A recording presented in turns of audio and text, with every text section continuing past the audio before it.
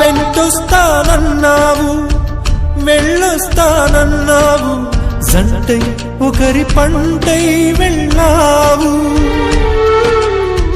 కరుణిస్తానన్నావు వరమిస్తానన్నావు, కరువై మెడకూరివై పోయావు.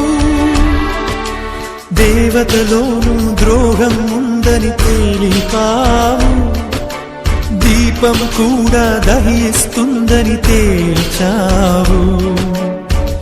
ఎవరిని నమ్మాలి నన్ను తప్ప, ఎవరిని నిందించాలి నిన్ను తప్ప.